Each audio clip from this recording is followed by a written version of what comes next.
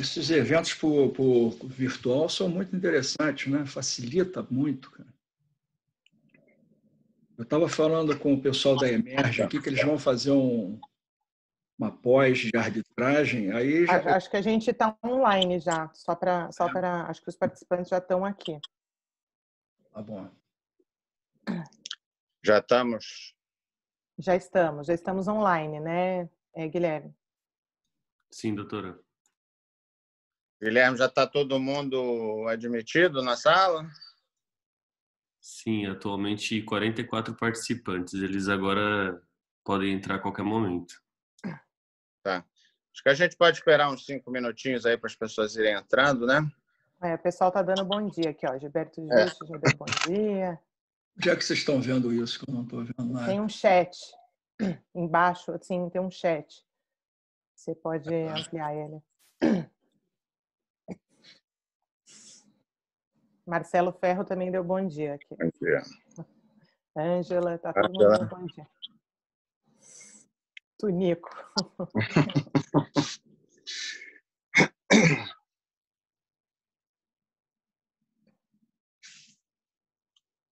Público de altíssimo nível, hein, gente? Obrigada Pois é. Verdade. Estamos muito prestigiados aí com essa audiência. Que aumenta a nossa responsabilidade.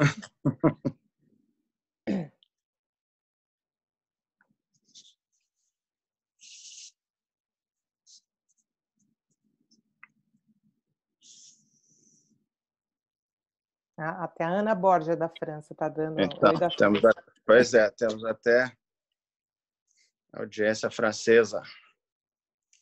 Com inveja de quem já está saindo na rua, né? É verdade.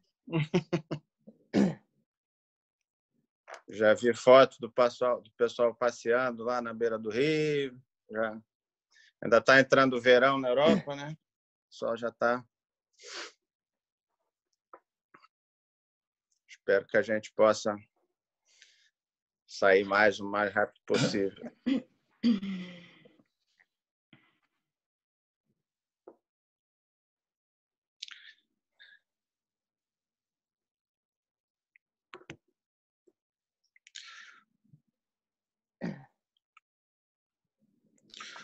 Vamos começar, então? Vamos. Vamos começar, então. Bom dia a todos. Mariana, se você puder colocar, então, a outra apresentação para fazer uma introdução rápida e a gente partir para o debate. Claro, só um minuto, por gentileza.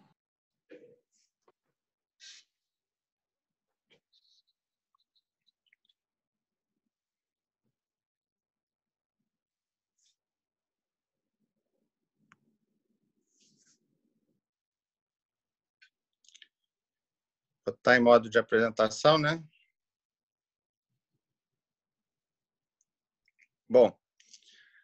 Bom dia a todos. É um prazer pessoal e em nome da CCBC participar desse webinar, dessa manhã, em que a gente pretende discutir um pouco o mundo pós-pandemia. Estamos discutindo bastante o durante a pandemia, como cada um está podendo trabalhar, o que está acontecendo, e a gente queria discutir um pouco do que está acontecendo hoje, o que vai ficar para frente. É um certo exercício de futurologia, mas eu acho que a gente já tem algumas coisas que estão acontecendo e que as pessoas estão reagindo e alguns hábitos, algumas práticas vão ficar, outras talvez sejam um pouco modificadas, e é um pouco disso que a gente gostaria de falar.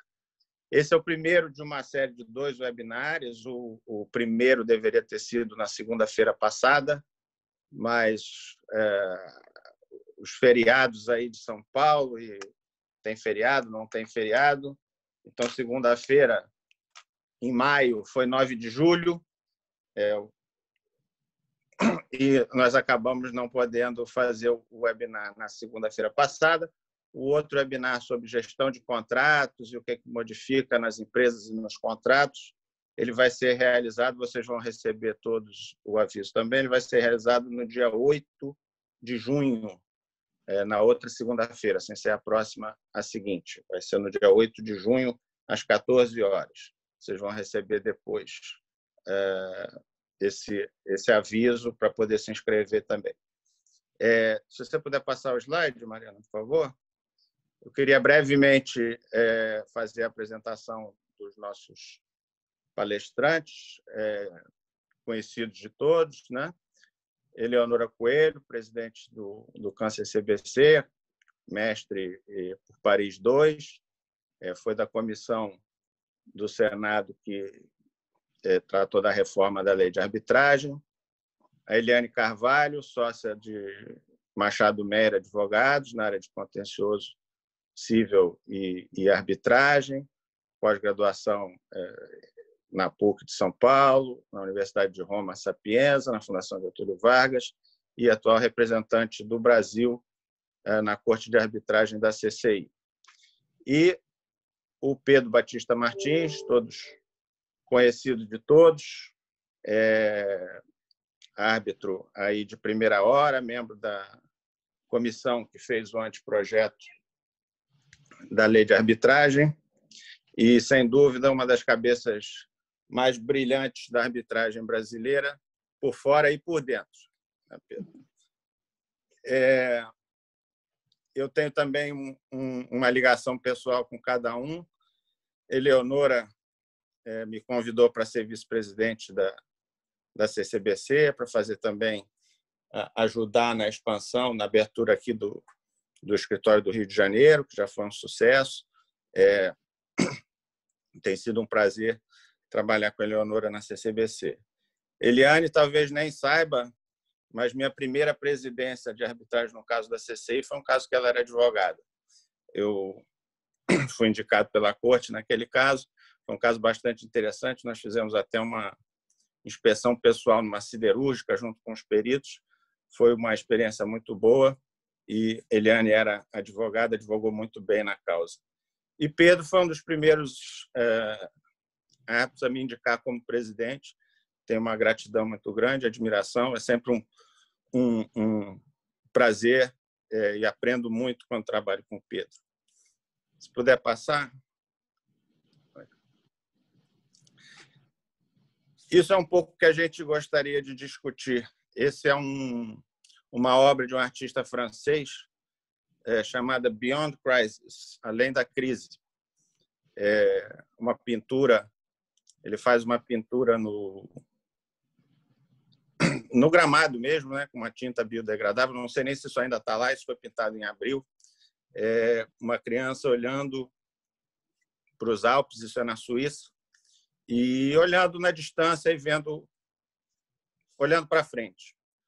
Eu acho que é uma mensagem assim de esperança nesse tempo difícil e a gente espera poder ver coisas boas na arbitragem quando tudo isso passar. Nós não sabemos hoje o que está no horizonte, né? Temos uma crise muito grande de saúde, uma crise sanitária, uma crise econômica. O Brasil ainda caprichou com uma crise política em cima disso. E, como dizia o Charles Darwin, quem vai sobreviver não é o mais forte, não é o maior, é quem melhor se adaptar ao que vier por aí. Eu, esta semana mesmo, fiz uma audiência de arbitragem que durou 7 horas e meia por computador e eu posso garantir que, por um lado, funciona, por outro lado, não é a mesma coisa de uma audiência presencial. É mais cansativo, a gente precisa, tanto os árbitros quanto os advogados, precisam aprender a lidar com esses novos instrumentos. Se puder passar o slide. E é isso. Estamos com saudade de quando vamos poder nos reunir novamente no auditório da CCBC para poder fazer esses debates pessoalmente. Tá? Pode passar o... E em todos esses webinários que a CCBC está promovendo, nós estamos sugerindo, né, contribuições aí nesse momento difícil. Então, no caso, hoje nós temos uma sugestão de doações para o SOS Favelas, da organização Viva Rio, uma organização muito séria e que ajuda o pessoal das comunidades em dificuldade.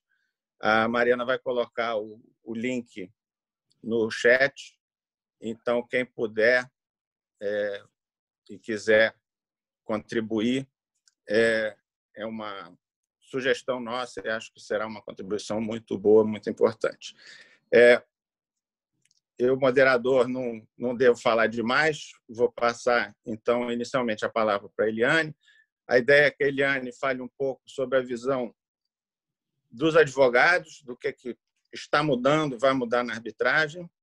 Depois, Pedro vai falar um pouco sobre a visão dos árbitros e a Eleonora vai falar sobre a visão das câmaras dos centros de arbitragem e, ao final, nós vamos ver as perguntas e fazer um debate. Muito obrigado aí pela atenção, pela participação de todos e eu vou passar a palavra, então, para a Eliane. E pode tirar aqui a apresentação. Obrigada, Rodrigo. Bom dia a todos, bom dia a todas. Eu queria, antes de mais nada, agradecer e parabenizar o CAN-CCBC pela iniciativa desse webinar, agradecer a Eleonora e o Rodrigo pelo convite, dizer que é um prazer estar aqui ao lado de vocês e do lado do Pedro para esse bate-papo. Rodrigo, de fato, eu não sabia que a sua primeira presidência tinha sido numa audiência minha, acho que você disfarçou bem a ansiedade, eu, de fato, não tinha percebido, isso foi novidade para mim. Eu acho que a gente pode ter uma manhã de interações virtuais aí bastante ricas, mas eu também espero que a gente possa se encontrar de novo pessoalmente em breve. Eu acho que, de certa maneira, é justamente esse o tema, né, do nosso debate essa manhã. As nossas... essas interações virtuais, os processos eletrônicos, será que eles vão sobreviver? Será que eles vão substituir aquilo que a gente fazia física e pessoalmente, né, nos procedimentos arbitrais antes da pandemia e da quarentena? E essa situação me lembra uma frase que é atribuída a Platão, que diz que a necessidade é a mãe da inovação, no sentido de que a necessidade é, então, o principal vetor de incentivo às mudanças e à criação. E acho que foi justamente pensando nessa necessidade de criação e de inovação que os centros de arbitragem, os nacionais e os internacionais, eles publicaram muito rapidamente resoluções administrativas com normas, com diretrizes, para que as secretarias, os árbitros, peritos, advogados, para que todo mundo se adaptasse, para que não tivesse solução de continuidade nas nossas mediações, nas arbitragens, aquelas que já estavam andando e aquelas que nós gostaríamos de iniciar nesse período, né? Inclusive, em 17 de abril agora, 12 das maiores instituições arbitrais do mundo, imagino que vocês tenham visto, publicaram um comunicado conjunto em que eles convocam a comunidade arbitral para unir esforços, né, em prol da continuidade dos procedimentos arbitrais e para que todas as partes tenham seus pedidos apreciados de maneira rápida, sem solução de continuidade, sem demora excessiva. E nesse ponto eu também queria parabenizar o CAN-CCBC por de fato ter se mobilizado, por ter agido muito rapidamente com um padrão de eficiência aí internacional, e, enfim, da perspectiva da advogada e consumidora, né, dos serviços da CCBC, eu sou testemunha de que, de fato, a gente não teve falha, atraso ou interrupção do andamento dos nossos casos, aquilo que a gente quis iniciar também funcionou muito bem, as comunicações eletrônicas funcionam perfeitamente, protocolos, expedientes, enfim, tudo funcionando muito bem, vocês estão de parabéns mesmo. Mas, enfim, voltando, né, ao tema do nosso debate, a questão dos desafios, das inovações e das mudanças. Eu acho que, dentre muitos assuntos que a gente podia discutir aqui, eu queria falar fundamentalmente das audiências, porque, óbvio, durante os procedimentos arbitrais a gente tem muitos momentos importantes, mas talvez o ponto alto do procedimento arbitral, na minha opinião, seja, de fato, as audiências. E falando das audiências, eu queria tocar em dois pontos específicos a respeito delas. Primeiro, é o impacto do ambiente virtual na oralidade, na formação do convencimento dos árbitros e a produção das provas durante a audiência. Então, a produção da prova documental e a produção da prova oral. Quando eu estava me preparando, enfim, para vir para conversar com vocês agora de manhã, me parecia muito óbvio dizer que eu tinha uma resistência pessoal às audiências virtuais, e me parecia muito óbvio também dizer que a gente tem perdas quando a gente faz interações exclusivamente virtuais. E até transpondo isso de maneira, fazendo uma analogia muito simplista, né? Eu comecei a pensar, poxa, eu prefiro muito mais os happy hours ao vivo, nos bares, enfim, pessoalmente, do que os happy hours que a gente tem feito no Zoom, né? Enfim, e aí eu comecei a refletir, será que a gente vai deixar de fazer happy hours virtuais, happy hours pessoais para fazer os virtuais, né? Qual que é a diferença e como é que vai ser isso depois? A gente se vê da mesma maneira nos happy hours virtuais, a gente tem bebida da mesma maneira, a gente também conversa. Eu acho que a grande diferença é que a gente não conversa da mesma maneira, né? E aí, refletindo a respeito disso, o que falta? Qual que é a diferença, então? Será que falta compartilhar o mesmo ambiente físico? Será que falta olho no olho? Falta percepção de movimentos? E aí me ocorreu que o grande incômodo, na minha opinião, é a falta de cadência, a falta de ritmo, né, das conversas virtuais. E aí eu lembrei que outro dia o Zé Emílio, num evento parecido com esse aqui, que acho que foi na Anshan, há umas 2 semanas atrás, ele disse que a cadência do discurso das audiências virtuais é outra, e que o ritmo acaba afetando muito a interação do tribunal arbitral com o advogado. Eu efetivamente concordo com ele. Mas aí, enfim, eu quis sair do juridiquês e da minha intuição e dar uma olhada em pesquisas a respeito de comunicação. E aí, pesquisando na internet, enfim, eu achei 2 artigos do The Economist que chamaram muito a minha atenção e muito interessantes a respeito disso. Um deles é de 2017, ele fala da importância das pausas nas interações verbais. Ele explica uma regra que é inconsciente, não sei se vocês já ouviram falar, mas para mim era novidade, do no gap, no overlap. E essa regra, segundo essa regra, quando nós conversamos pessoalmente, nós sabemos inconscientemente quando é que uma fala vai terminar e nós sabemos exatamente quando começar a falar sem interromper o outro. Portanto, sem gaps de fala e sem overlaps de fala. E esse artigo comenta a importância do tempo, do encadeamento perfeito e do desencadeamento completo que a gente pode enfrentar na ausência dessa regra inconsciente, em prejuízo do entusiasmo do seu interlocutor, da atenção que as pessoas prestam em você, da compreensão e, portanto, também do convencimento de quem está conversando com você. E eles dizem nesse artigo, e de novo, a gente faz isso de maneira absolutamente inconsciente, que o tempo de resposta que a gente tem nessa troca é de 200 milésimos de segundo, que é quase a velocidade de piscar o olho. E aí vem o segundo artigo do The Economist, e aí ele é um artigo que se dedica a dizer, o título do artigo é Why Zoom Meetings Are So Dissatisfying.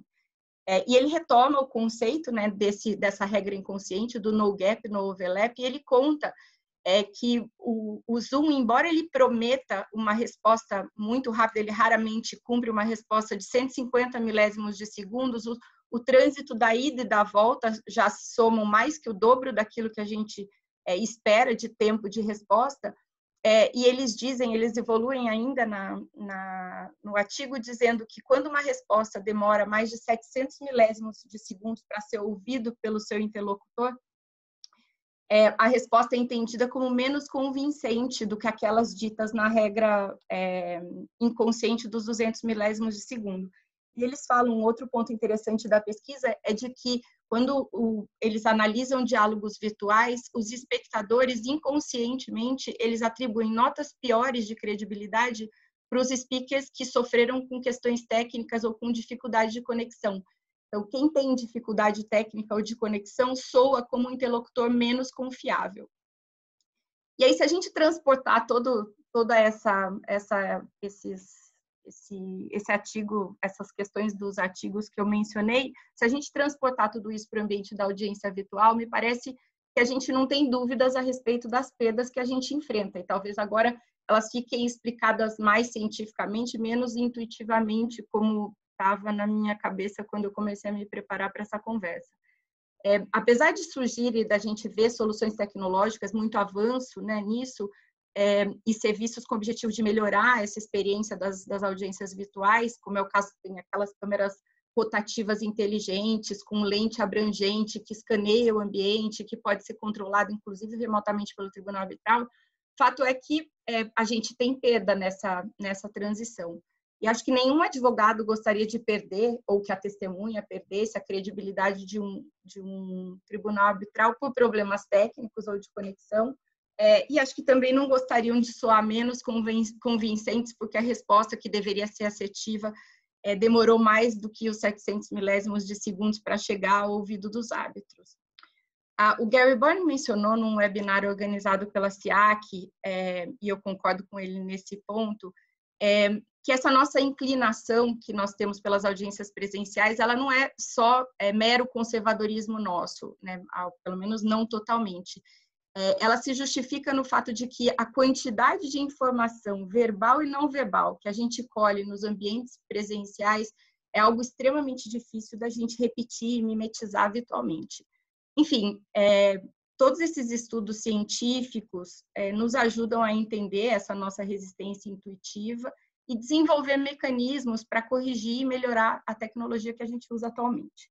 Acho que, para além disso, tem outros pontos das audiências virtuais com os quais a gente não está acostumado, né? Então, a esquisitice da gente se assistir enquanto a gente faz uma apresentação de caso, que é esse ambiente que a gente tem aqui, ao invés de nós termos contatos visuais, interação visual com o tribunal arbitral, com o ex-adverso, com partes, etc., a gente se assiste, né? E isso traz distração, com certeza. O Rodrigo mesmo mencionou que ele fez uma audiência de 7 horas durante um dia dessa semana. Eu não tenho dúvida de que ficar 6, 7 horas na frente do computador, talvez até por mais dias em audiências mais longas, seja muito mais cansativo do que as audiências presenciais. A visualização do ambiente nas plataformas digitais é totalmente diferente da visualização do ambiente que a gente tem numa sala de audiência. Enfim, acho que, para além dessa questão da oratória, acho que outro debate complicado, passando para a produção das provas em audiência, então, é o debate relacionado à segurança e qualidade da prova nos procedimentos arbitrais. Como é que a gente vai garantir o não vazamento do conteúdo confidencial dos documentos que a gente troca, e até mesmo da transmissão da própria audiência, né? A depender do caso, o vazamento de informações sensíveis, que inclusive aconteceu com o Zoom, isso pode ser catastrófico para os nossos clientes e para os procedimentos arbitrais. E acho que, enfim, adiantando até minha conclusão pessoal a esse respeito, acho que no que se refere à produção de prova documental, né, notificações, intimações, comunicações, acho que os procedimentos eletrônicos, não aqueles eletrônicos exatamente como os procedimentos eletrônicos judiciais, mas eletrônicos por não termos mais as arbitragens de papel, então, com notificações, protocolos, comunicações, uploads de documentos, tudo isso eletronicamente, acho que isso veio para ficar. Acho que se nós garantirmos a segurança desse trânsito de informações, eu não veria razão para o retrocesso, para que a gente voltasse às arbitragens de papel. Acho que o mesmo a gente não pode dizer com relação à prova oral, né? Acho que a oitiva de testemunha em ambientes virtuais, ela traz à tona as mesmas preocupações que eu levantei a respeito da oralidade, do convencimento, da interação com o tribunal arbitral. Acho que aquilo tudo se aplica também às nossas testemunhas, mas acho que tem um ponto que vai além, que é a questão relativa à qualidade e à segurança dos depoimentos que são colhidos virtualmente, né? Acho que ouvir testemunha à distância não é novidade para nenhum de nós. Antes da pandemia, a gente fazia isso, né? Embora a gente tivesse o tribunal arbitral em outro lugar, a gente mandava um advogado de cada lado para acompanhar aquela testemunha, se certificar de que não havia o uso de tecnologia para cola, que não tinha fraude, etc. Mas com o distanciamento social e com a quarentena, essa interação acabou sendo vedada. A gente não pode mandar um advogado para esse acompanhamento. Então, como é que a gente vai garantir, né, que essa testemunha que está sozinha, longe do tribunal arbitral, não está sendo instruído? Como é que a gente vai garantir e diante de uma pergunta difícil, essa testemunha não simplesmente desligue o computador, né? Assim, caiu a internet, tive um problema de conexão, para receber orientação, ou simplesmente para quebrar uma sequência de perguntas difíceis aí de um advogado. Acho que muitas dessas questões ainda ficam sem resposta, né? Acho que cabe aos tribunais arbitrais, durante esse período de quarentena que a gente está vivendo, ponderar a urgência, a conveniência de ouvir uma testemunha nesse ambiente atual, com um eventual risco aí de comprometimento da prova acolhida, risco até da sentença arbitral ser questionada judicialmente. Enfim, acho que tem muitos pontos para discussão, mas tentando caminhar para a conclusão, para ouvir a Eleonora, o Pedro, eu vou tentar responder a pergunta que é tema do nosso debate, né? O que muda na arbitragem quando a pandemia acabar? Acho que muda bastante coisa, e passando ponto a ponto, né? Acho que a comunidade, no que se refere à comunidade arbitral, acho que ela reagiu de maneira muito rápida e proativa às limitações que a pandemia nos trouxe.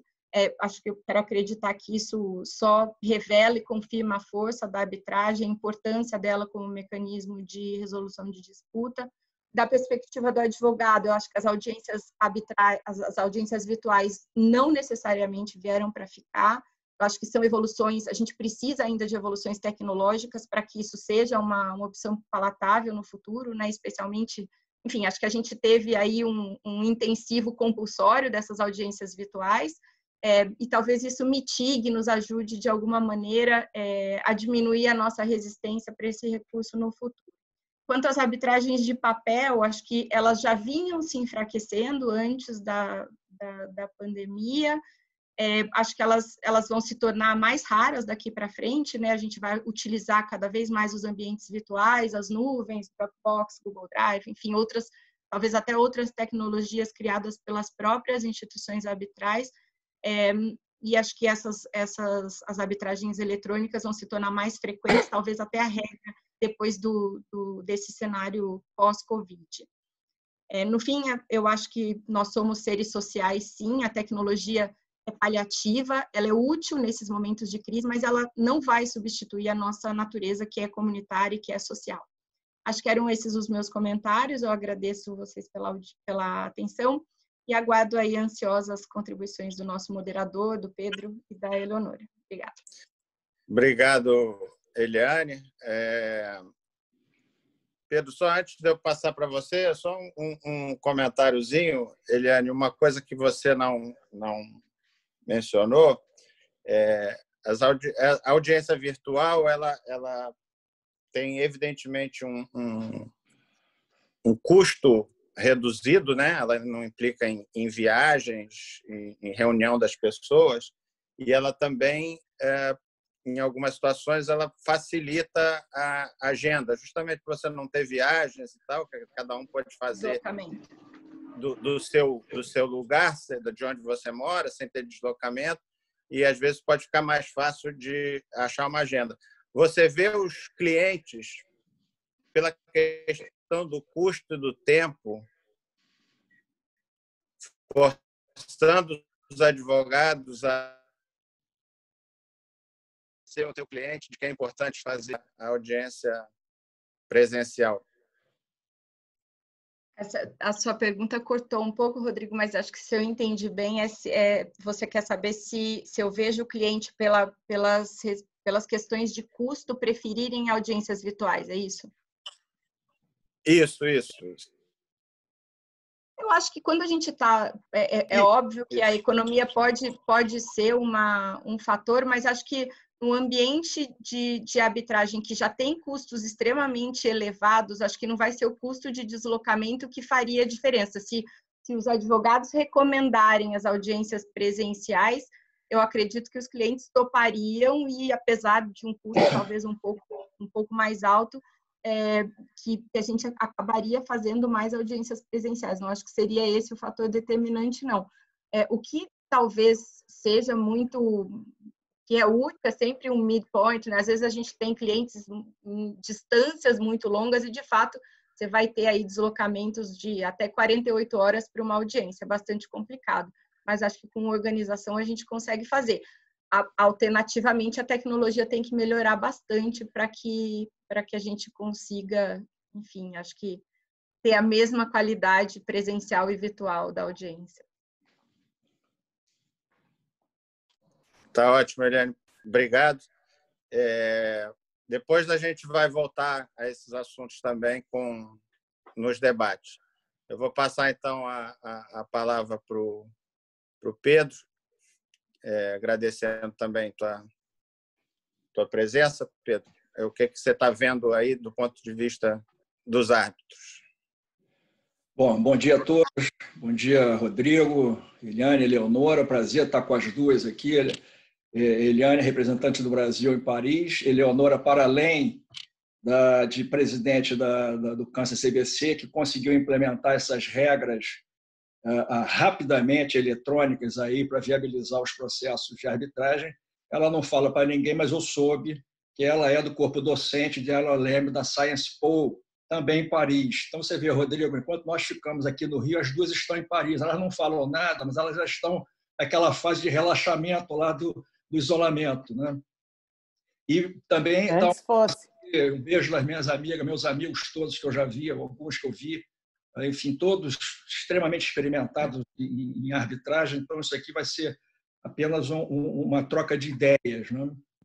E iniciando, eu diria que esse momento aí da pandemia, o que me veio à cabeça primeiramente era a questão assim, criou-se uma oportunidade para se adentrar com negociação e com mediação, sabe?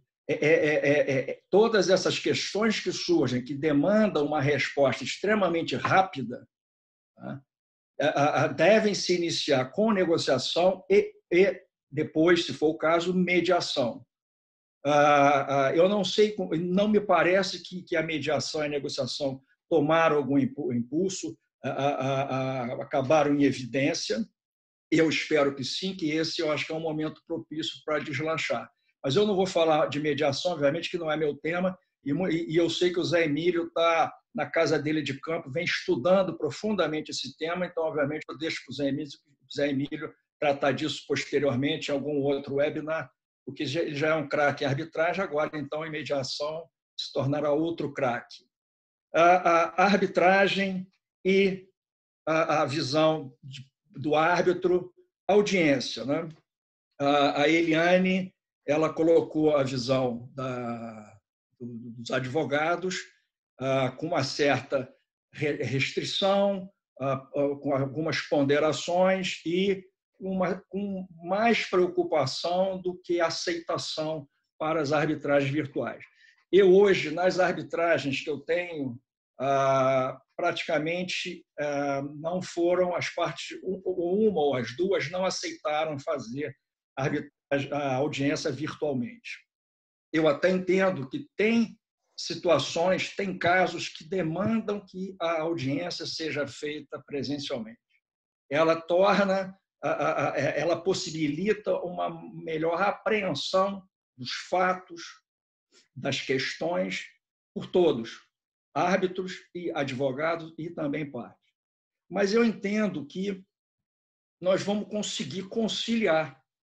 E esse misoneísmo, que é natural nesse momento, ele vai ser superado ao longo do tempo. Eu não vou dizer que nós vamos ter todas as arbitragens virtualmente, mas também não entendo que teremos todas as arbitragens presencialmente. Acho que haverá um mix naquelas que caibam a oitiva de testemunhas, depoimentos, etc., virtualmente, será feita virtualmente. E em razão de custo e também do agendamento. Isso torna muito mais fácil o agendamento das arbitragens, ainda mais arbitragens que demandam 2, 3, 4 dias. Isso é claro. Para mim, isso é um fato. Você agiliza muito essa questão. Você não precisa, por exemplo, de ter as testemunhas todas aguardando numa sala durante 1, 2, 3 dias para serem ouvidas. E você também não cria o vácuo que às vezes acontece quando a própria parte que tinha 10 testemunhas, ela acaba que só ouve 4, é a demandante, e diz, mas eu não tenho mais testemunhas, e o demandado também não trouxe testemunha, porque naquele dia ele achou que não fosse, que elas não fossem ser ouvidas, porque tinham 10 testemunhas arroladas pelo demandante. E aí você quebra aquele ritmo da própria audiência. A questão da testemunha, fala-se, a Eliane também falou, problema de cola, problema de levar o advogado até onde a testemunha está. Eu entendo que o ideal seria todos nós partirmos do pressuposto da boa-fé, né? Mas entendo que tem circunstâncias que a própria parte e os advogados, e nós como advogados, ficamos um pouco receosos com relação a, digamos assim, a boa-fé, a conduta daquela testemunha. A minha primeira arbitragem eu ouvi 2 testemunhas por videoconferência, foram ouvidas no Canadá, eram advogados estrangeiros, e não houve qualquer preocupação dos advogados com relação à lisura daquelas testemunhas. Nós estamos partindo do pressuposto de que a testemunha vai agir de má fé, ou vai agir de uma forma inapropriada. Eu entendo que isso tudo pode ser resolvido. Os advogados percebem, os advogados podem interferir. Uma testemunha como é que ela vai ter uma cola? Não é? Ela vai ter uma cola. Será que o tribunal não percebe essa cola? O advogado da outra parte não percebe que a testemunha está falseando? Caiu a internet uma vez, caiu a internet a segunda vez. O tribunal percebe. Nós percebemos, e todos vocês são advogados e árbitros, vocês percebem quando a testemunha está mentindo.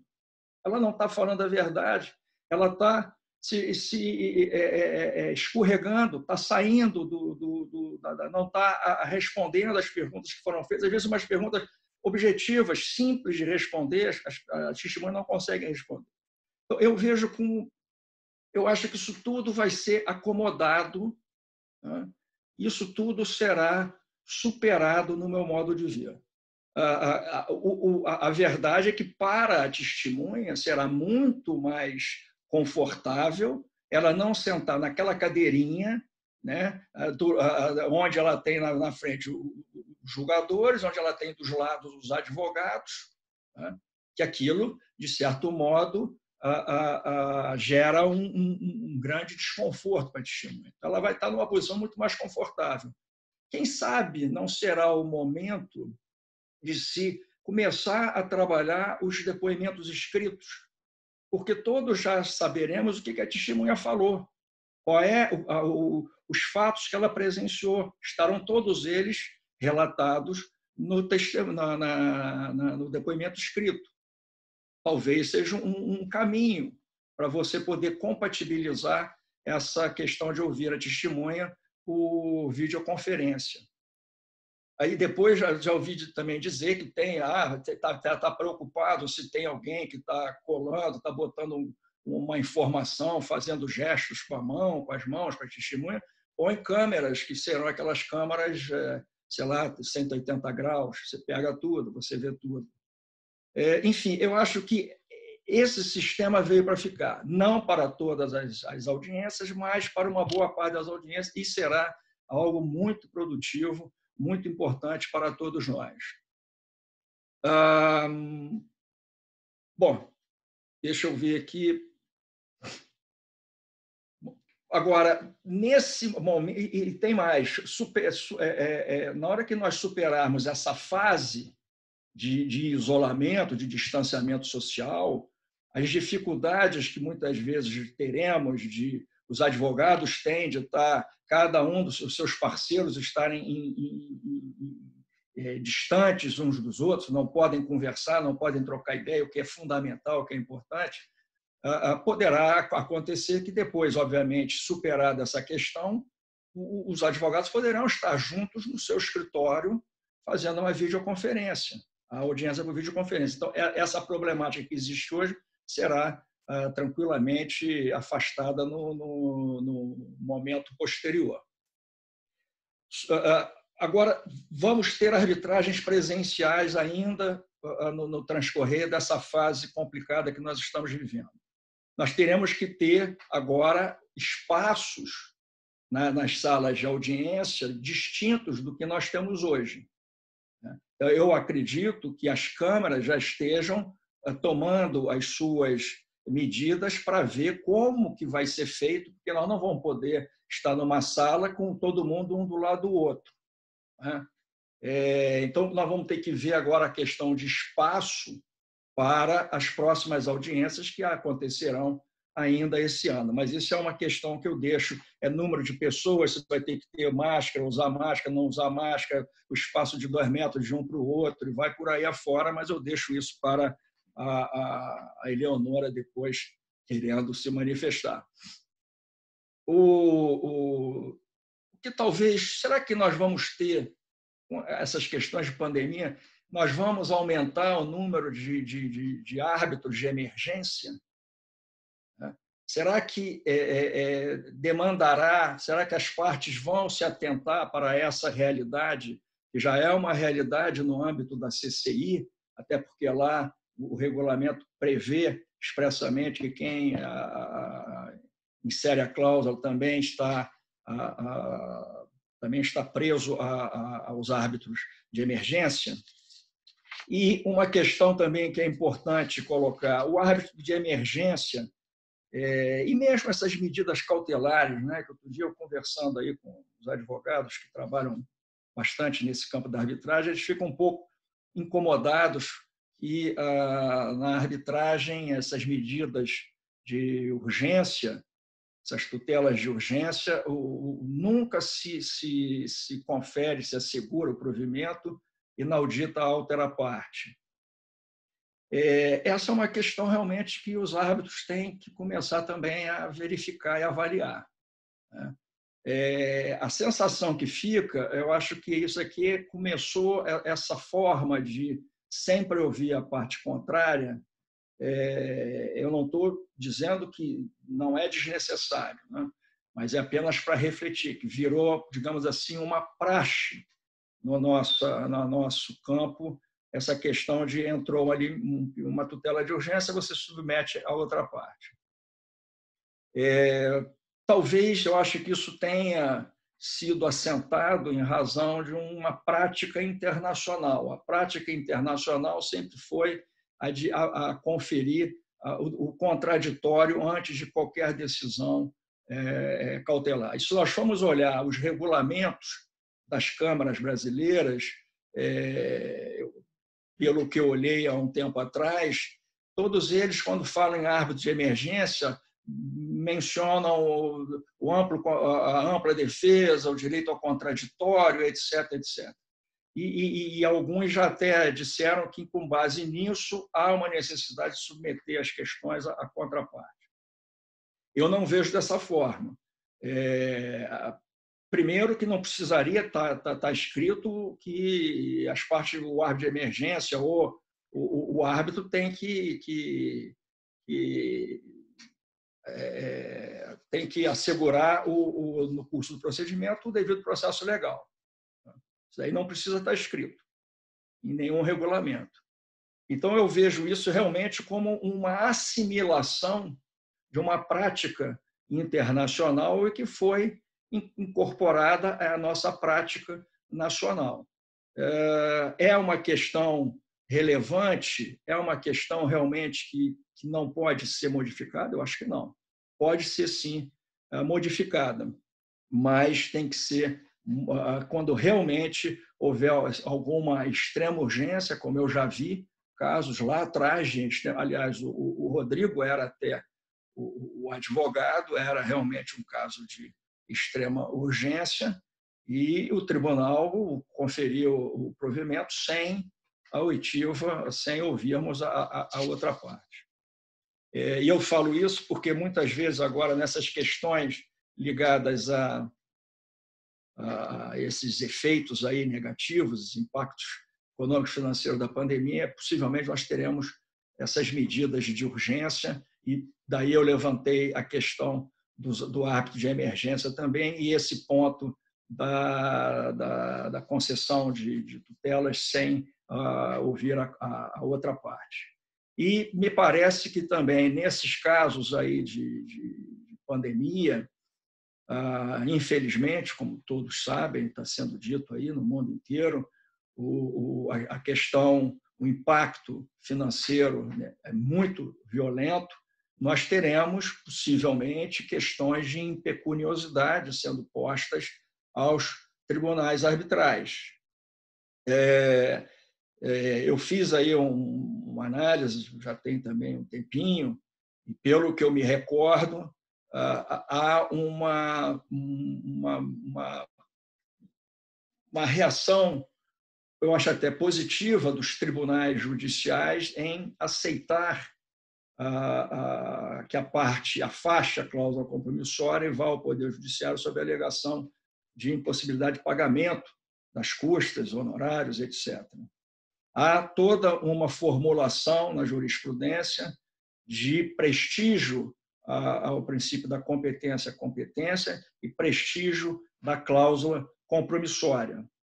Os casos em que a parte realmente consegue afastar a cláusula compromissória são casos bem mais raros e pautado na inexequibilidade da convenção de arbitragem.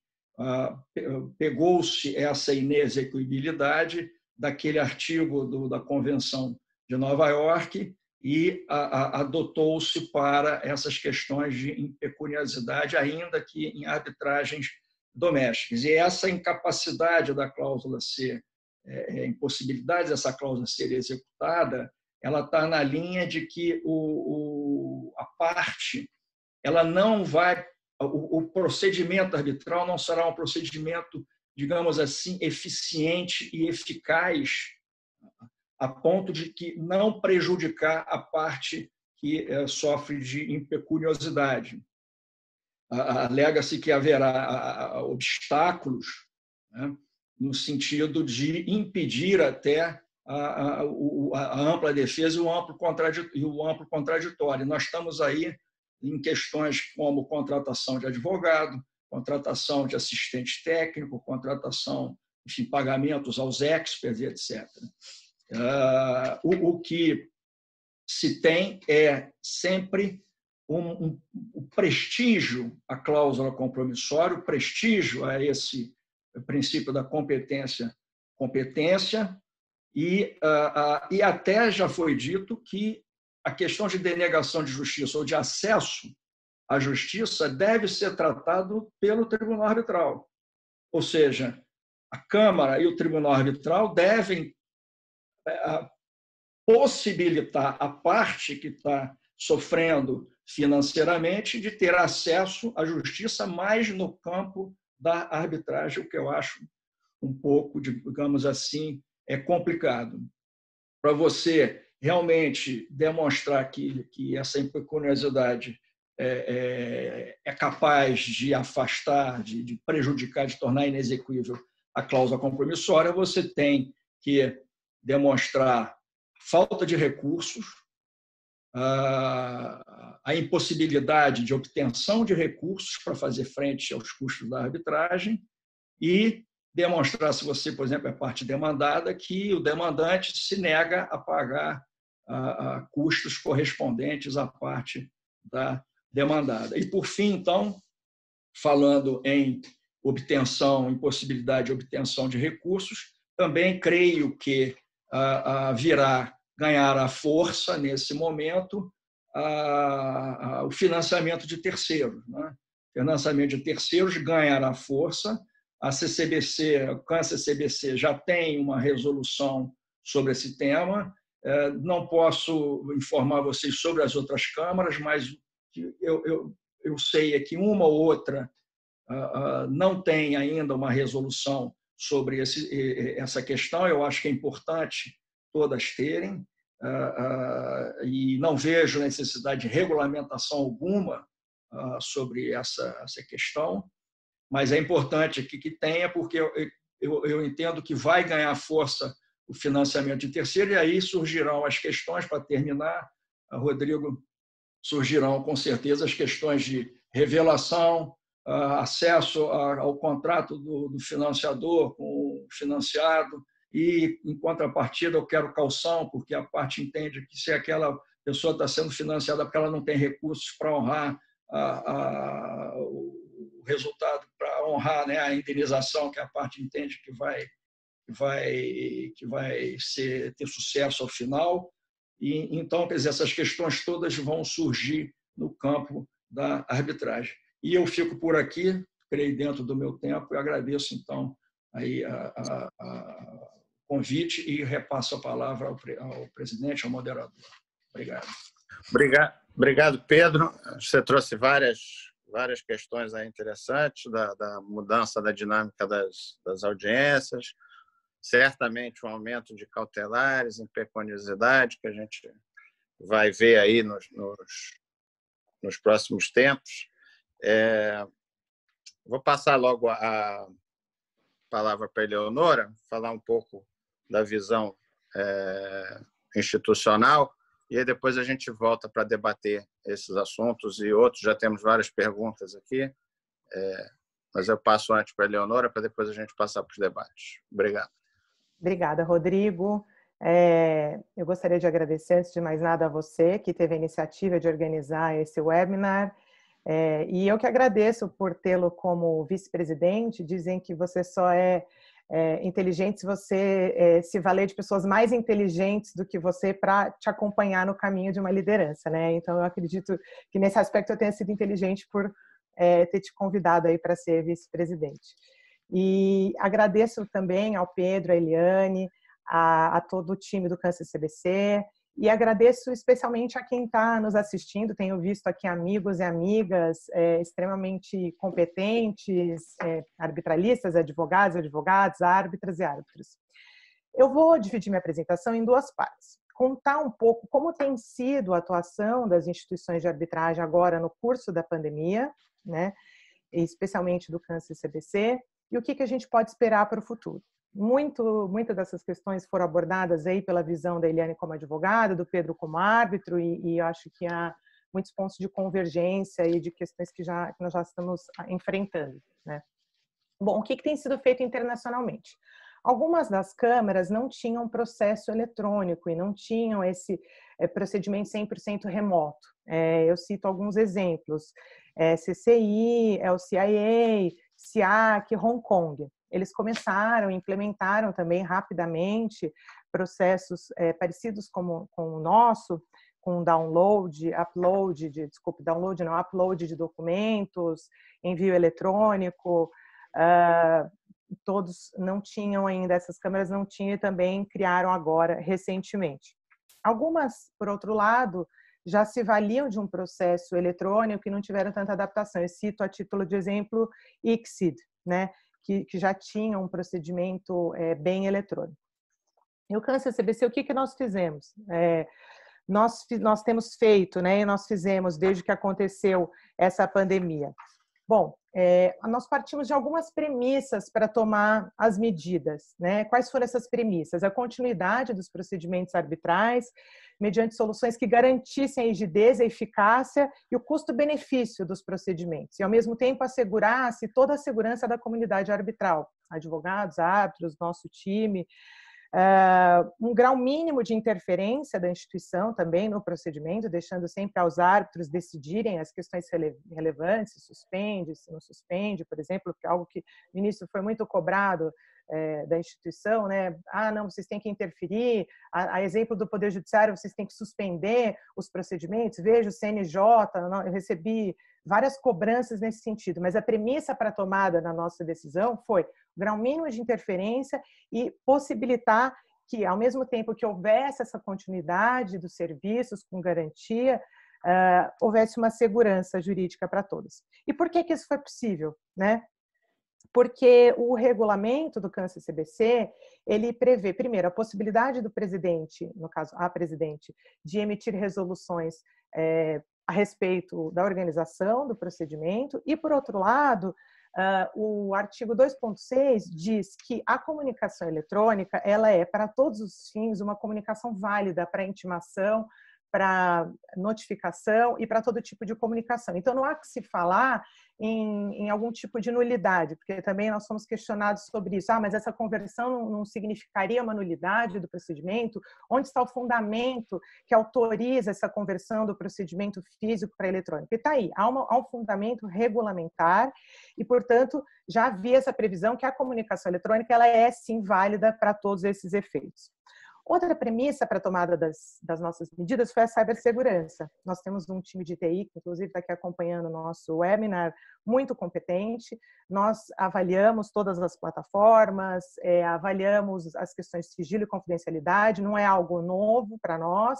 Nós temos há um bom tempo tomado todas as medidas, já havia sido contratado empresas para treinamento de todo o time, com recursos e toda essa garantia. Então, essa foi uma outra premissa, né? E daí, baseada nessas premissas, quais medidas nós tomamos? Em 48 horas após o anúncio que foi considerada que a Covid-19 foi considerada uma pandemia, em 48 horas nós emitimos uma resolução administrativa número 39, né, que vigorou até o final de março. Nesse momento, a gente tinha muita incerteza, então nós apenas recomendamos que não fossem realizadas audiências presenciais, recomendamos a realização de procedimentos eletrônicos, até que no final de março nós vimos que a questão era grave e que isso deveria ser 100%, que o procedimento deveria ser 100% convertido em eletrônico. E daí nós emitimos a resolução 40, né, por meio da qual nós realmente confirmamos que todos os contatos com a Secretaria deveriam ser remotos, o procedimento para protocolo das manifestações e novos procedimentos de forma 100% digital, por upload, com pastas disponibilizadas para tanto, se for o caso. Inclusive, nós estamos trabalhando também num recurso para protocolo de requerimentos pelo próprio site, diretamente no site, né? Tudo com a segurança, cibersegurança necessária. A fase administrativa também deixou de ser suspensa e passou a ser coordenada 100% de forma eletrônica, independentemente da intimação ainda da outra parte, porque a gente estava esperando ver se isso ia se confirmar. E suspendemos todas as iniciativas institucionais presenciais, né, como não poderia ser diferente. E portanto, agora, como as coisas estão transcorrendo e o procedimento eletrônico está funcionando, e eu cito como exemplo os números que a gente tem desde a eclosão da pandemia, nós já tivemos 7 audiências para assinatura de termos de arbitragem, nós já tivemos 3 audiências com peritos ou sobrecautelares, nós já tivemos uma audiência de instrução e 3 sessões de mediação, todas conduzidas com muito sucesso. E como a gente já tem essa experiência, portanto, e a gente testou que todas as ferramentas que nós implementamos estão funcionando, nós nos sentimos habilitados e capacitados para emitir as notas sobre condução de audiências com esclarecimentos e recomendações às partes, aos advogados, aos peritos e aos árbitros. E isso foi publicado nessa semana. E, dentre várias questões que foram abordadas, nós dizemos o seguinte nessas notas, que os serviços de TI e os case managers e as ferramentas homologadas, então, TI e case managers acompanham todas as audiências virtuais, encontros, reuniões. As reuniões são realizadas em plataformas homologadas. E o que quer dizer homologadas? O TI analisou cada uma das funcionalidades dessas ferramentas, grau de segurança, e inclusive pode disponibilizar aos árbitros e às partes uma tabela comparativa para que escolham qual ferramenta gostariam de se utilizar. Nós, no primeiro momento, recomendamos a Microsoft Teams, porque ela é a única que tem criptografia de ponta a ponta e, portanto, é considerada a mais segura. Então, o nosso critério maior aí é o da segurança, mas nós sabemos que muitas partes e árbitros e advogados preferem outras e, portanto, a gente fez essa avaliação e a gente também trabalha, porque não é que elas não tenham também segurança, elas têm, apenas Microsoft Teams é a melhor em termos de segurança, né? Nós estamos providenciando agendamento de testes das audiências, das reuniões. A Secretaria se incumbe disso muito eficientemente, independentemente da determinação do Tribunal Arbitral, entra em contato com todas as testemunhas, com todos os depoentes, para agendar o teste. E nós também fizemos constar nessas notas uma série de regrinhas importantes para que essas testemunhas levem em consideração o tipo de velocidade da internet mínima que tem que ter, o tipo de equipamento para usar fone de ouvido, o local em que tem que estar, já avisa que o local poderá ser inspecionado pelo tribunal arbitral antes de iniciar essa audiência. Enfim, tem uma série de regras lá.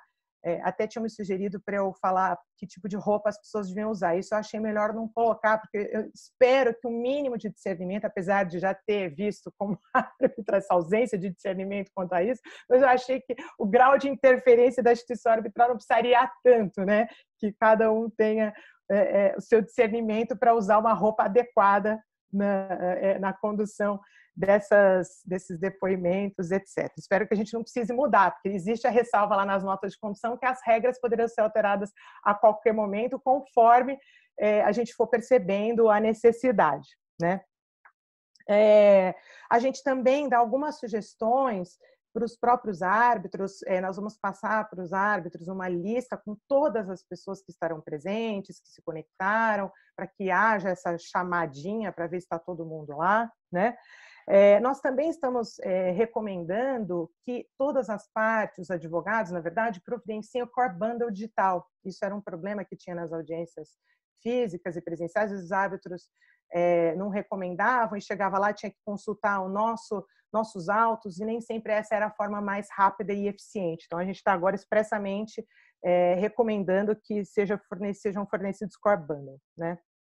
Nós também informamos que o CAN-CCBC será o único responsável pela gravação das audiências e determina que ninguém grave audiência, salvo determinação expressa do Tribunal Arbitral. E nós... Então, essas são as notas de organização de audiência. Então, nós estamos falando aqui nós já adaptamos, do ponto de vista procedimental, o procedimento eletrônico, criamos notas para condução de audiência.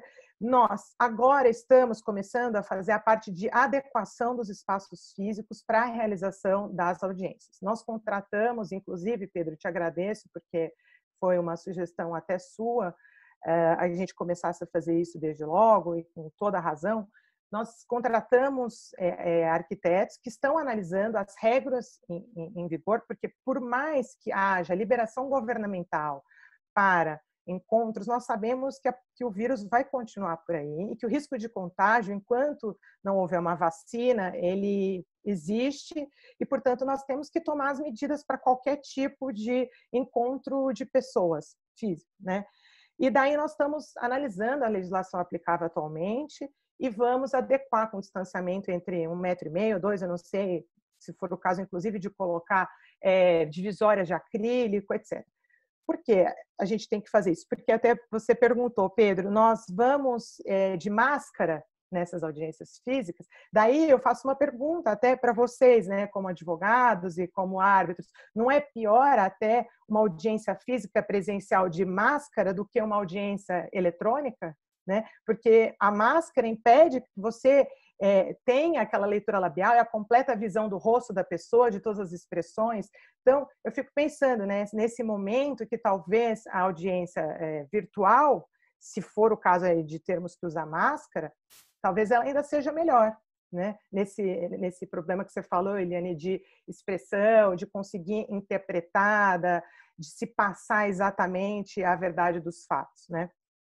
Então, é algo que nós ainda, sinceramente, não decidimos quais serão as regras, porque, de novo, temos que acompanhar diariamente a evolução, é algo que tem que ser ponderado à luz da ciência. Isso eu posso dizer e garantir para vocês que o CAN-CCBC trabalha à luz da ciência.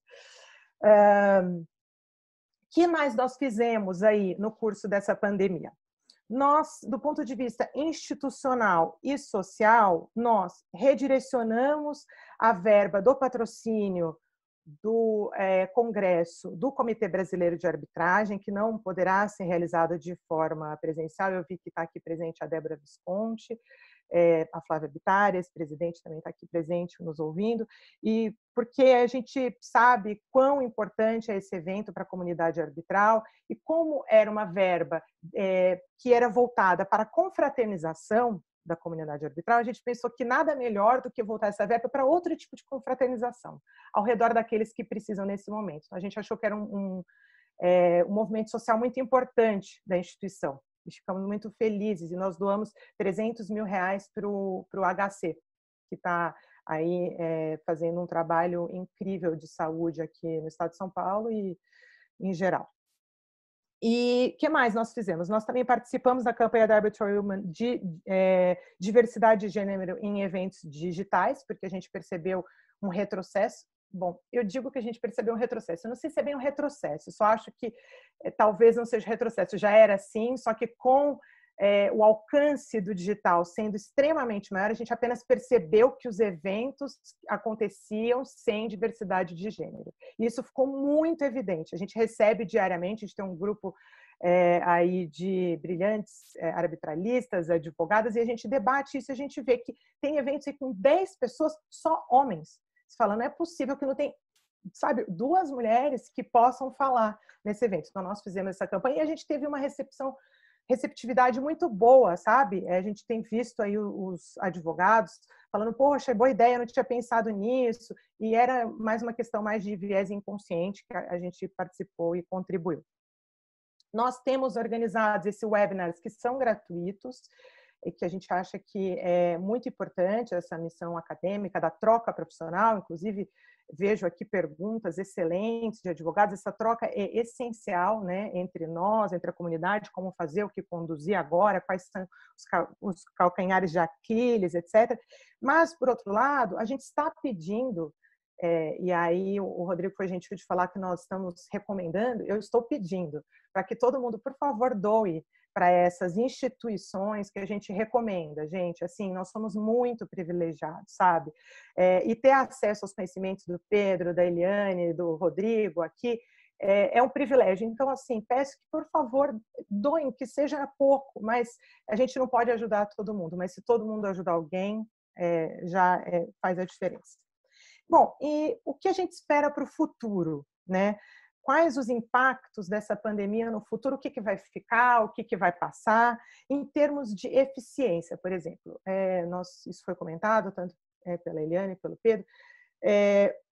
Isso vai gerar uma maior eficiência dos procedimentos? Eu vi uma pergunta do Pedro Maciel aqui, perguntando se a dinâmica das audiências não deveria ser revista, aproveitando essa oportunidade, em termos de eficiência. Eu acho que nós vamos sim ter um ganho de eficiência, que isso veio para ficar, como eu concordo com o Pedro, que muitas das audiências de agora em diante serão sim realizadas de maneira eletrônica. E daí eu pergunto para vocês, e é uma dúvida que qual o grau de interferência da instituição arbitral para que isso seja possível, né? Nós devemos alterar nossos regulamentos e conferir maiores poderes para os árbitros, por exemplo, para que eles conduzam e mantenham o procedimento em andamento, independentemente da vontade das partes, né?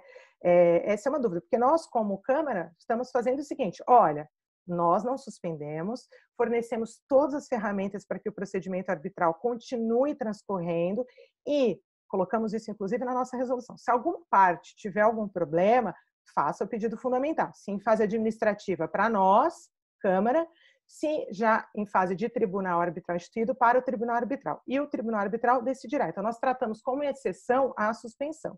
Mas a dúvida que se coloca aqui vai além disso. Deveremos criar mecanismos que autorizem, deem o fundamento e a legitimidade para que os árbitros conduzam o procedimento de forma 100% eletrônica, mesmo que as partes assim não queiram, ou pelo menos que uma das partes não queiram, né? Em termos de custos e capacidade econômica, que foi uma dúvida que o Pedro abordou aqui, que o Rodrigo também perguntou para a Eliane, né? Vai haver uma dificuldade no pagamento das custas? O CAN-CCBC, o que nós fazemos é o seguinte, nós isso já acontecia, autorizamos o parcelamento em 3 vezes, no máximo, antes de assinatura do termo de arbitragem, né, para facilitar aí para as partes. Eu, sinceramente, vejo o financiamento de terceiros como uma boa alternativa para esse momento e também coloco a pergunta a todos aqui. O Poder Judiciário, hoje, tendo uma sucumbência de 10% a 20% sobre o valor da causa, ele é um método com menos custo direto para as partes?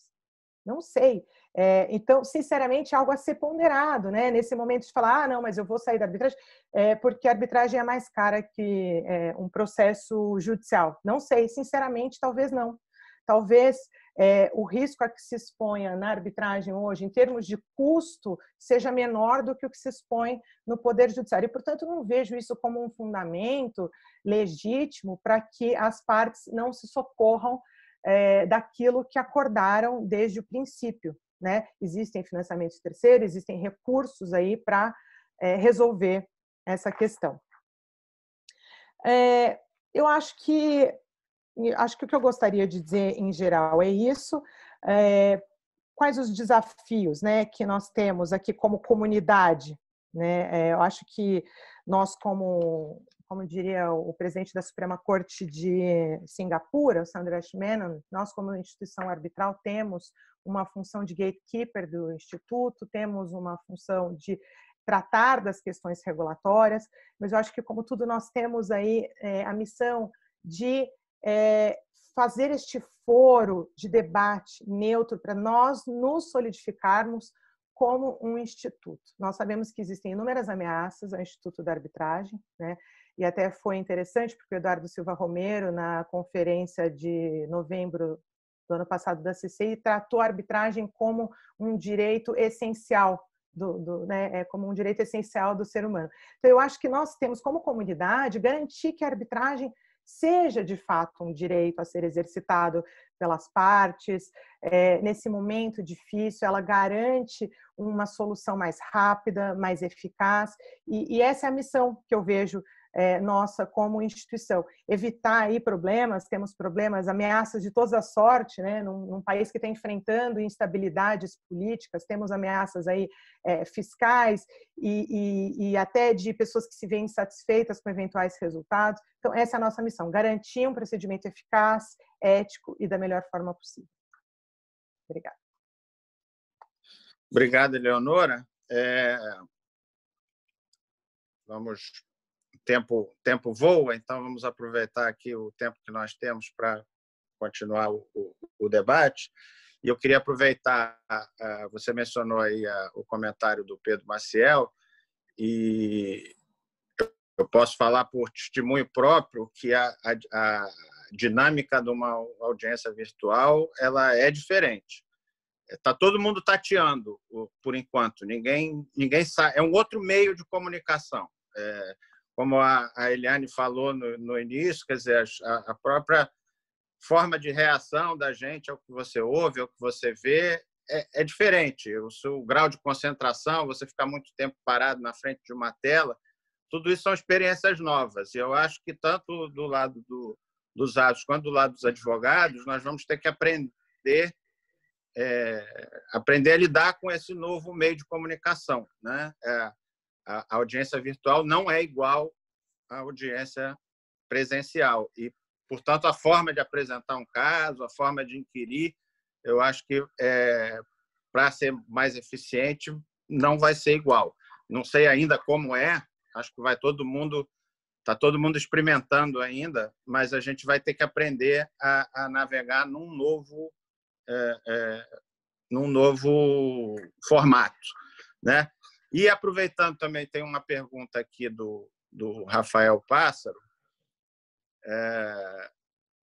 que ele concorda com a Eliane de que a perda de qualidade na audiência. Então, ele pergunta se a audiência virtual pode ser determinada contra a vontade de uma das partes, só quando as duas partes concordam que ela pode ser determinada. E aí eu acrescento isso que a Eleonora comentou. Será que a gente vai mudar os regulamentos para prever a hipótese de audiências virtuais, e também dou um depoimento pessoal tem 1 ou 2 semanas eu assinei um termo de arbitragem em que no termo de arbitragem já constou o poder do tribunal de, se fosse o caso, determinar que a audiência fosse inteiramente virtual, seguindo o protocolo do CAN-CCBC, os sistemas disponibilizados pela Câmara. Então, iniciando para Eliane, depois eu acho que todo mundo pode comentar, o tribunal hoje, nos termos que existem, nos regulamentos que existem, tem o poder de obrigar uma audiência virtual, 1. E 2, será que a gente vai mudar os termos e vai mudar os regulamentos por conta disso? Eliane, depois o Pedro, depois... É difícil, enfim, eu de bate-pronto, eu te diria que o Tribunal Arbitral não pode obrigar, acho que essa não era a regra do jogo, das arbitragens que estavam em andamento, e acho que o consenso das partes seria essencial para uma audiência de instrução e julgamento 100% virtual, porque, de novo, na minha opinião, é a audiência de instrução que tem esse impacto. Acho que talvez o que o Tribunal Arbitral tenha que fazer, na falta de consenso, é tentar antecipar coisas que ele possa, se for possível, ter decisões sobre matérias de direito para que o procedimento continue andando de maneira célere, fazer bifurcações, aquilo que, por exemplo, uma apresentação técnica de um perito que pode ser feita por vídeo e que não vai ter tanto prejuízo aos debates. Eu acho que o tribunal pode levar adiante esses procedimentos, mas uma audiência 100% de instrução e julgamento, 100% virtual, na ausência de consenso, eu acho que sim arrisca uma eventual discussão de nulidade por violação contraditória, ampla defesa, etc., porque essa não era a regra do jogo. Enfim, a gente já viu por muito menos discussões aí de anulação de sentença arbitral. Imagino que isso pode vir com força sim para aquelas arbitragens que já estão em andamento.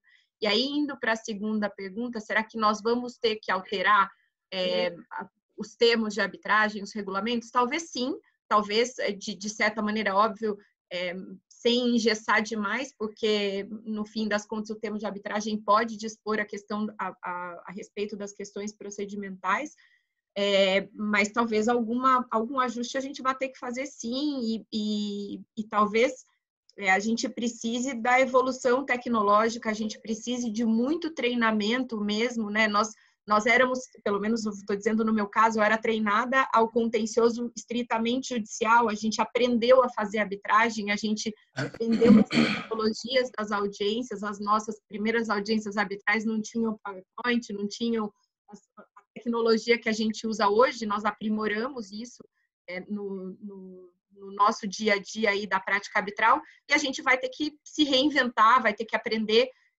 essas novas ferramentas, essa nova tecnologia para frente. Sim, de novo, do jeito que as coisas estão hoje, eu não acho que uma coisa que elas se substituem, mas acho que a gente vai adequar regulamento, vai adequar termos de arbitragem, vai ter melhores tecnologias e talvez mais para frente a gente possa dizer que as audiências virtuais se consolidaram. Acho que não, atualmente, do jeito que está, não, acho que não. E acho que, sim, tem risco de nulidade. Eu acompanho o que a Eliane falou. Acho que esse é um momento que nós temos que ter ponderação, né? Ponderação, bom senso, razoabilidade.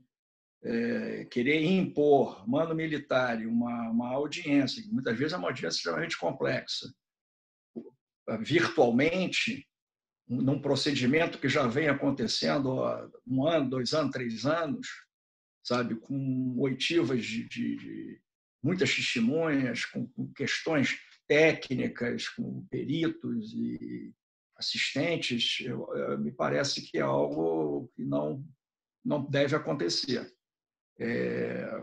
Então, é toda uma questão, como tudo é novo, nós temos que tratar isso com razoabilidade. Agora, a audiência está aqui, né? O Pedro Maciel, você falou do Pedro, parece que ele gostou da audiência que ele fez. A oralidade perde, a presença, etc. Tudo bem, mas o brasileiro é o ser humano mais adaptável do mundo. Mais adaptável. Isso aqui é uma questão de adaptação.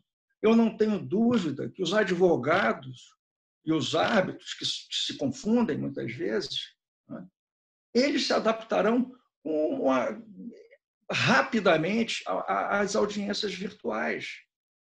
Nós criaremos procedimentos, criaremos regras. Foi como aconteceu no início da arbitragem. No início da arbitragem, você sai de um sistema judicial para um sistema totalmente liberto, que era a arbitragem. Então, quer dizer, existia alguma coisa mais nova no mundo para nós, advogados, do que a arbitragem, que nunca tínhamos estudado isso na vida. Nunca tínhamos tratado isso como um procedimento. E nós vimos a adaptação dos advogados, os árbitros foram assim, foi com uma rapidez, uma velocidade incrível. Incrível. Eu concordo, Pedro. Dúvida que nós nos adaptaremos. Inclusive, Pedro, até é o que eu perguntei, assim, o que vocês preferem, né? E daí vou manifestar a minha opinião, mas assim, uma audiência que vai estar todo mundo de máscara, porque pode ser que isso passe a ser obrigatório. O uso de máscara obrigatório sempre que houver mais de X pessoas juntos, sempre. Então, a gente não sabe, pode ser ter uma segunda onda, uma terceira onda do contágio. Aliás, no Brasil, não sei se a gente vai ter o declínio da curva de contágio, a gente está observando isso. Então, assim, o que vocês preferem? Uma audiência em que vai estar todo mundo de máscara, fazendo sustentação oral de máscara, ouvindo o testemunho de máscara, etc., ou aqui que a gente possa, por mais que, né, sem a frieza, o contato do olhar e tudo, mas que a gente possa se olhar. Eu não tenho dúvida que todos nós nos adaptaremos com a maior tranquilidade, com a maior rapidez. Muito mais do que nós estamos pensando aqui. Já tem gente que está adorando, pelo que eu vi aqui, eu não estava sem óculos agora, parece que é o Pedro Marcelo que adorou, quer dizer, vai se adaptar. E é isso aí. Não vejo problema. Agora, repito, tem audiências que ela se apresenta melhor fisicamente, presencialmente, eu não tenho dúvida. E na hora que as partes puserem na caneta o custo, a redução de custo, porque põe lá as testemunhas que tem que embarcar, pegar voo, que tem que deixar o seu negócio, que tem que ficar em hotel, que tem que aguardar, que tem que não sei o quê, o custo do árbitro que viaja. Vão para as arbitragens internacionais. Você tem custo de passagem aérea, tem custo de hospedagem. Né? Na hora que as partes colocarem no papel ali o custo que será a audiência, a parte vai falar para o seu advogado, olha, vamos fazer virtualmente. Eu não tenho dúvida. Agora, aquele negócio, é o novo, é o medo do novo. E o novo traz isso aí mesmo. Todo mundo se lembra lá no início, o pessoal vinha com o Código de Processo Civil. Você deixava aquele calhamaço, isso assim não é mais isso, é só esse regulamentozinho aqui que você vai ter que lidar com ele. E aí era aquele negócio, mas todo mundo trabalhou, não existia ordem processual. Fizemos ordem processual, nós estabelecemos todos em conjunto, cada um foi estabelecendo lá, um foi pegando o outro, outro foi criando, outro foi fazendo, o advogado apresentava não sei o quê. Sabe, mudamos a ordem de produção de prova. Me lembro de advogados dizendo, não pode, o Código de Processo tem que ter perícia primeiro. Não vai ter perícia, vai ter, vamos ouvir as testemunhas, o depoimento pessoal. Ali a adaptação, acho que foi muito mais difícil do que essa adaptação a uma audiência virtual. A oralidade, para mim, é a mesma coisa. Você vai, tudo bem, você tem ali, eu acho que o que cria assim, um certo distanciamento da testemunha. Tá? É isso que pode criar. Mas, e confere à testemunha um conforto maior. Mas também, qual é o problema? Vamos lá, as audiências, elas têm sido frutíferas? Elas têm sido produtivas? O que vocês estão tirando das audiências de 2 dias? Está tirando muita coisa? Eu não estou tirando muita coisa, não. Aliás, estou tirando pouca coisa. Sabe? É comum, às vezes, termina o primeiro dia, eu pergunto para os parceiros ali, e aí, o que a gente...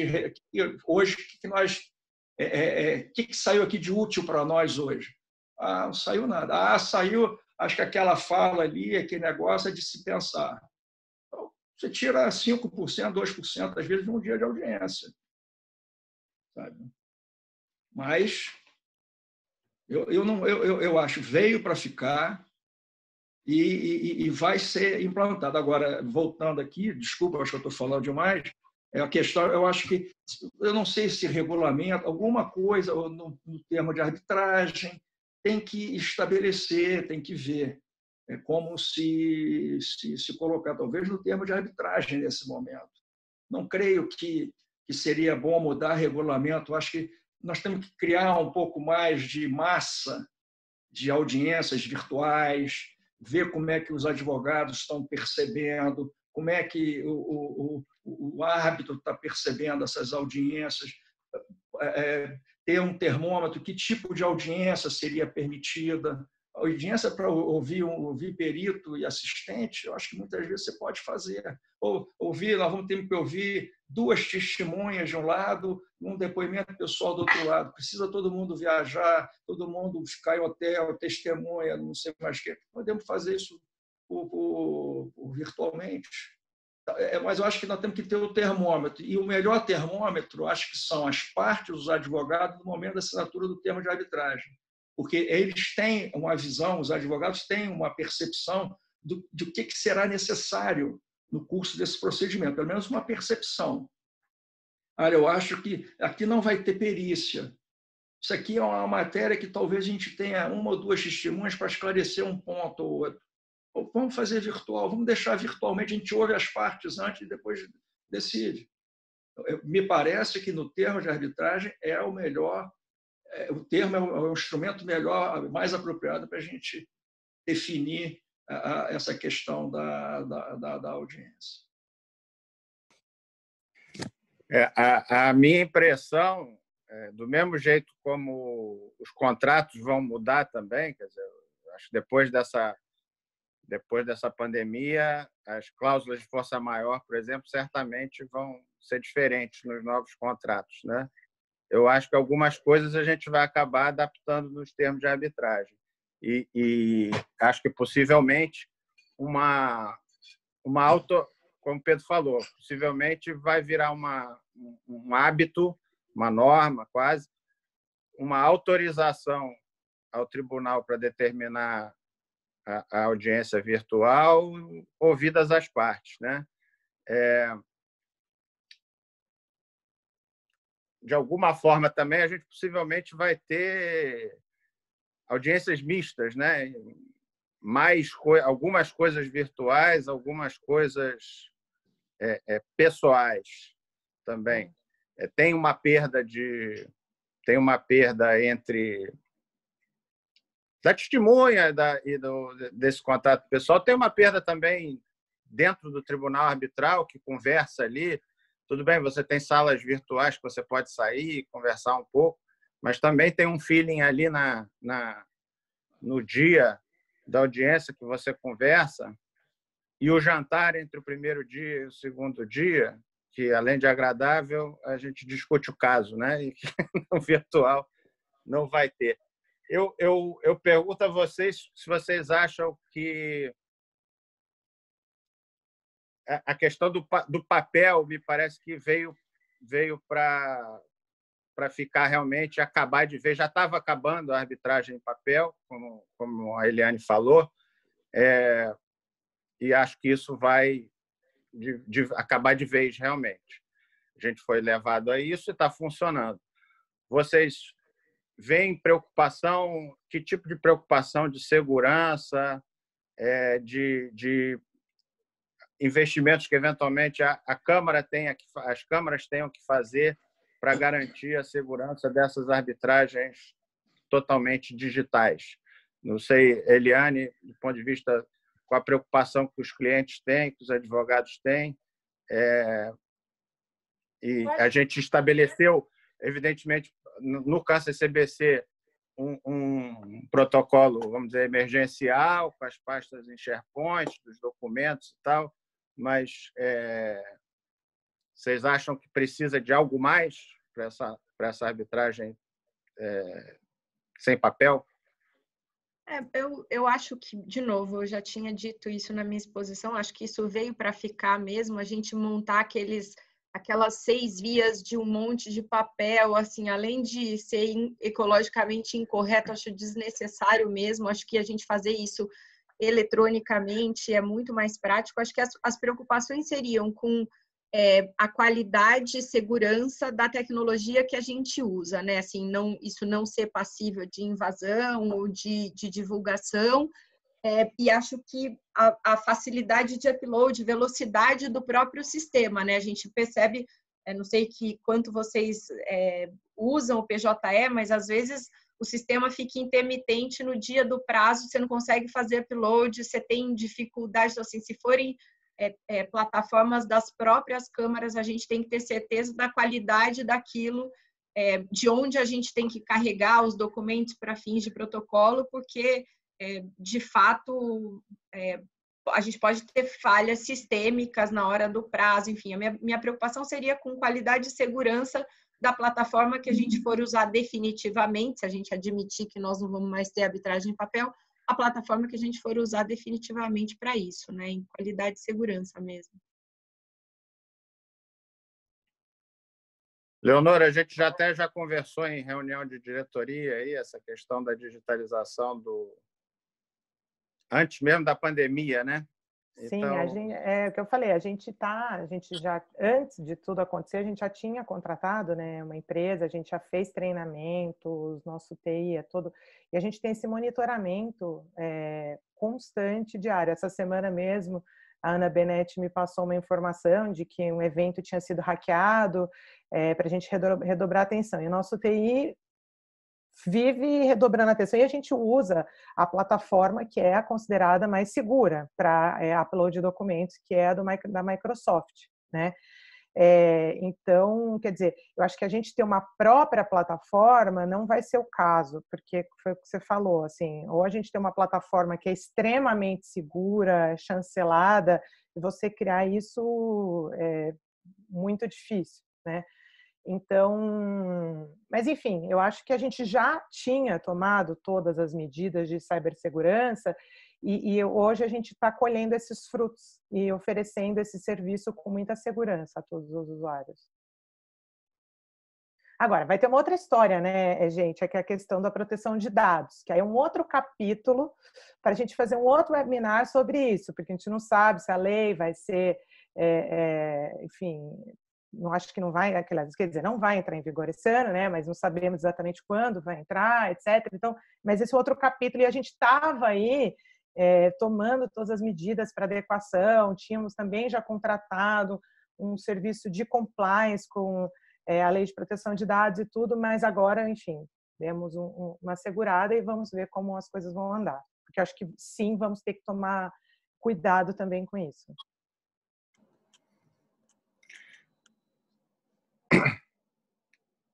Pois é, essa coisa da lei de proteção de dados, está todo mundo também tentando se adequar, mas houve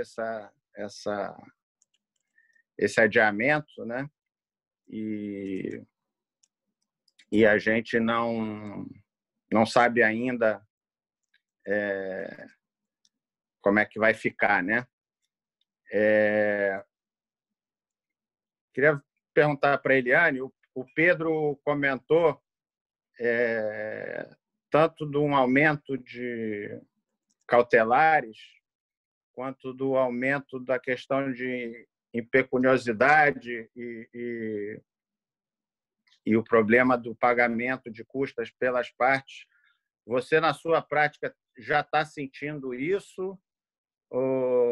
Ou é uma coisa, você tem esse mesmo sentimento, você já tem os clientes querendo parcelar, enfim, ou procurando para muitas medidas urgentes, mesmo já durante a pandemia?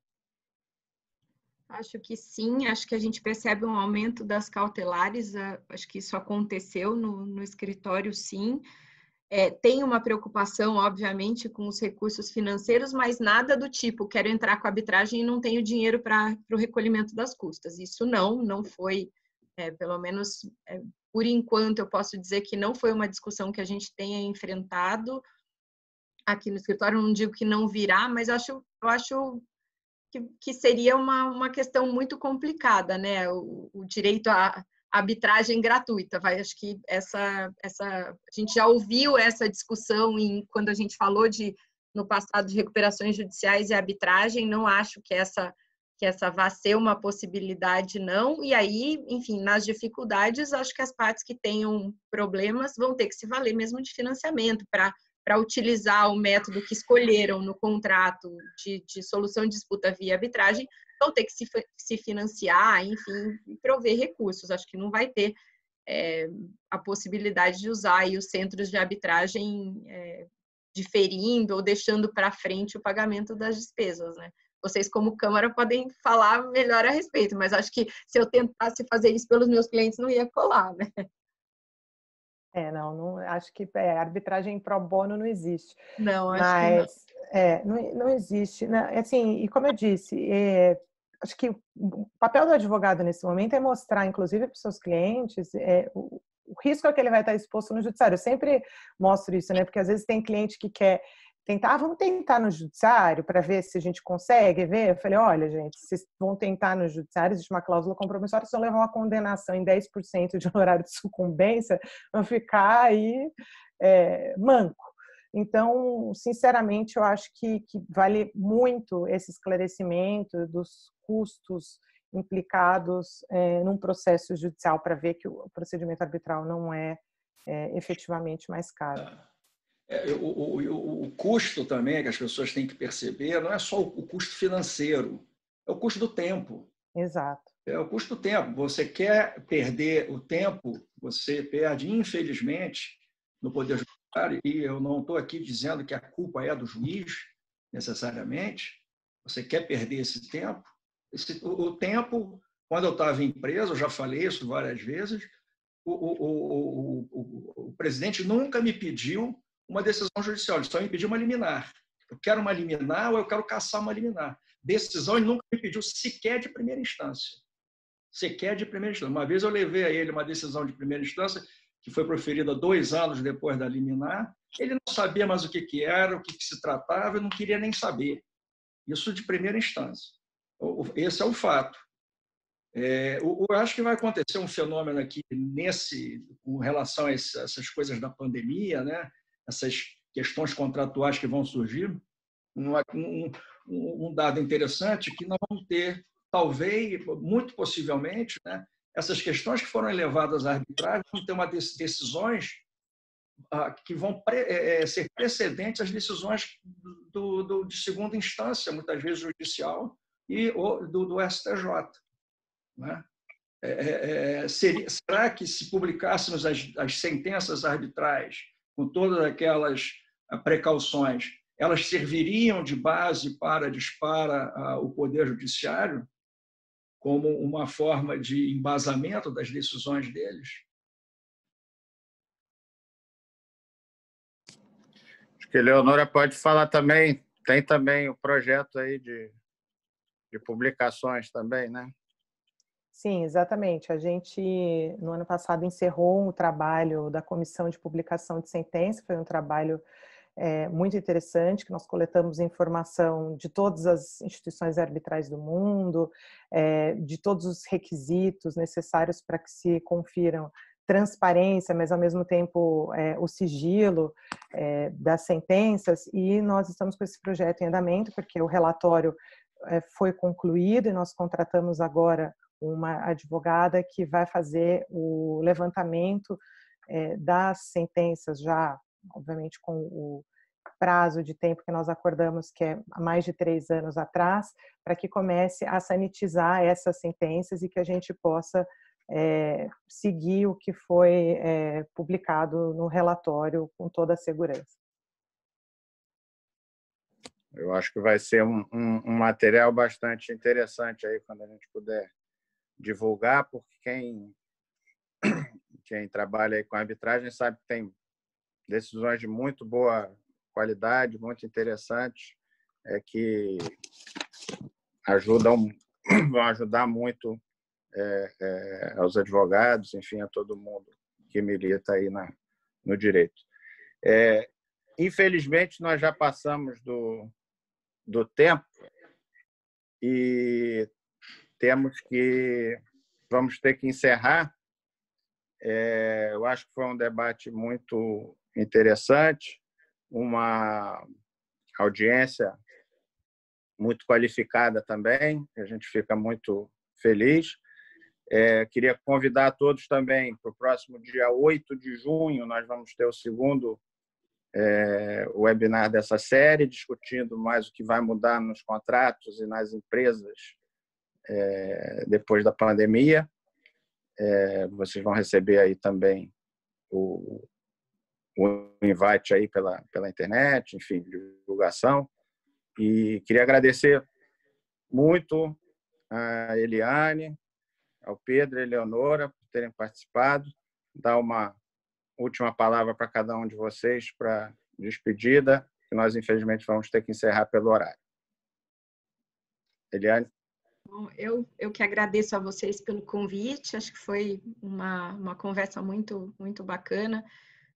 Ouvi-los também foi muito legal e agradeço de novo, parabéns de novo, Eleonora, pelo trabalho que vocês estão fazendo na CCBC. Acho que, sem dúvida nenhuma, aí com padrões de qualidade e eficiência internacionais, assim, dos melhores já vistos. Parabéns mesmo e obrigada de novo. Obrigada, Rodrigo. Obrigada, Pedro. Espero revê-los em breve pessoalmente.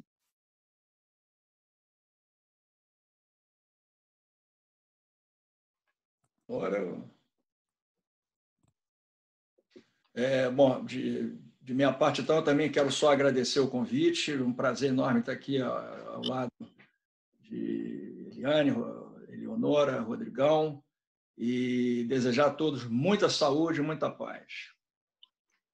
Também quero agradecer, obrigada, Rodrigo, por ter organizado, Eliane, Pedro, obrigada a todos e todas que aqui conosco estiveram. Assim como o Pedro, desejo saúde, desejo muita união à nossa comunidade, que tenhamos razoabilidade e essa abertura ao novo que o Pedro nos propôs. Obrigada. Muito obrigado a todos. Então, com saudade de ver todo mundo pessoalmente. Até a próxima. Tchau, tchau. Tchau, até a próxima. Até.